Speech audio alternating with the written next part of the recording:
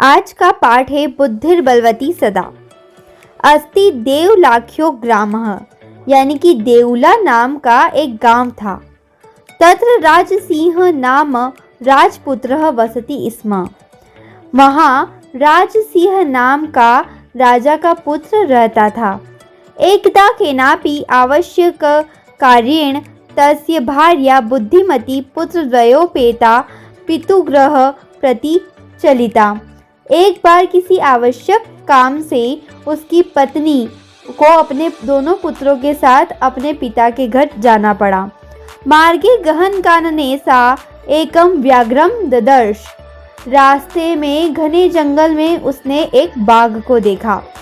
सा व्याघ्रा मागच्छन्तं दृष्ट्वा धाट्यत पुत्रो चपेट्या प्रहत्य जगाद।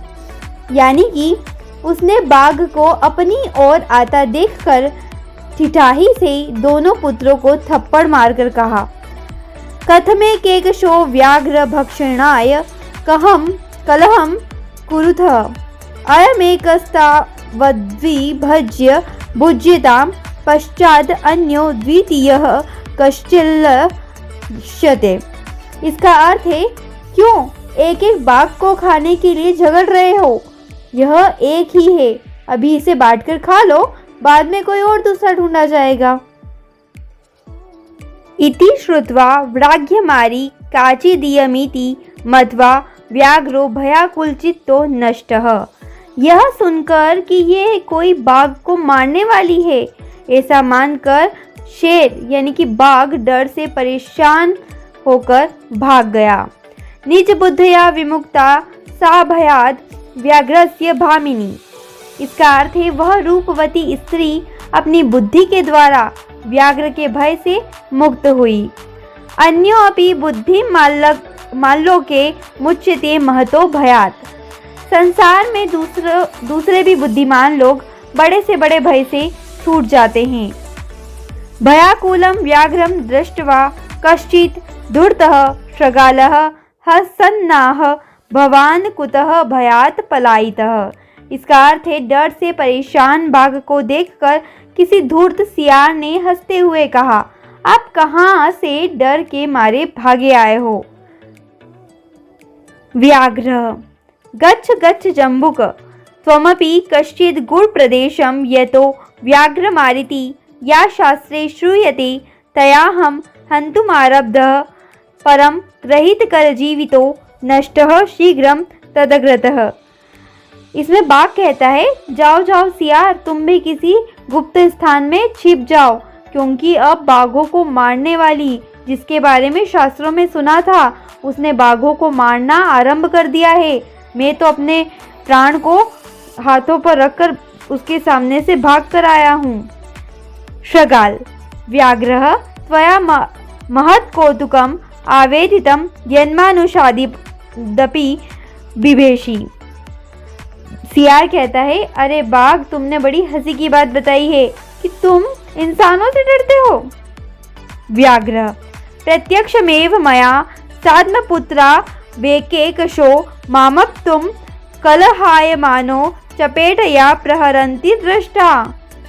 मेरे सामने ही वह अपने दोनों पुत्रों को मुझे खाने के लिए झगड़ा करते हुए थप्पड़ मारती हुई देखी गई है। जम्बुकः स्वामिन् यत्रास्ते सा धूर्ता तत्र गम्यतां। व्याघ्र तव पुनः तत्र गतस्य सा सम्मुखपिक्षते यदि तर्हि त्वया अहं हन्तव्यः इति। यानी कि सियार कहता है, स्वामी, जहाँ वह धूर्ता है वहाँ जाओ। हे बाघ, तुम्हारे फिर से वहाँ जाने पर यदि वह सामने भी देखे तो तुम मुझे मार सकते हो। व्याघ्र शृगाल यदि त्वं मां मुक्त्वा यासी तदा वेलाप्य वेला स्यात्। बाघ बोलता है, सियार, यदि तुम मुझको छोड़कर जाओगे तो शर्त भी शर्त नहीं रहेगी। जम्बुकः यदि एवं तर्हि माम निज गले बद्धवा चल सत्वरम। यानी कि यदि ऐसा है तो मुझे अपने गले में बांधकर चलो जल्दी से। स व्याघ्रः तथा कृत्वा काननं ययौ। वह बाघ वैसा ही करके जंगल में गया। शगालेन सहितं पुनरायान्तं व्याघ्रं दूरात् दृष्ट्वा बुद्धिमती चिन्तितवती जम्बुक कृतोत्साहाद् व्याघ्रात् कथं मुच्यताम्। परं प्रत्युत्पन्नमतिः सा जम्बुकमाक्षिपन्त्य गुला तर्जयन्तवाच रे रे धूर्त त्वया दत्तं मह्यं व्याघ्रद्वयं पुरा विश्वास्याध्येकमानीय कथं यासि वदाधुना। इत्युक्ता धाविता तूर्णव्याघ्रमारी भयङ्करा व्याघ्रोऽपि सहसा नष्टः गलबद्धः शृगालकः। एवं प्रकारेण बुद्धिमती व्याघ्रजाद भयात् पुनरपि मुक्ता अभवत्। अतः एव उच्यते बुद्धिर्बलवती तन्वी सर्वकार्येषु सर्वदा। देखो, सियार कहता है यदि ऐसा है तो तुम मुझे अपने गले में बांधकर चलो। तो वो बाघ भी ऐसा ही करता है, सियार को अपने गले में बांधकर ले जाता है। सियार के साथ फिर आते हुए बाघ को देखकर वो बुद्धिमती सोचती है कि सियार ने इसे भड़काया और ये फिर आ गया, अब मैं इससे किस प्रकार बचूं। और ऐसे में ही वह सियार को डांटते हुए उंगली दिखाती है। अरे धूर्त, तुमने पहले मुझे 3 बाघ दिए थे, विश्वास दिलाकर आज 1 लाकर कैसे जा रहे हो, ये बताओ अब। ऐसा कहकर डरावनी व्याघ्रमारी शीघ्र दौड़ी। गले में बंधे हुए सियार वाला बाघ भी अचानक भागा।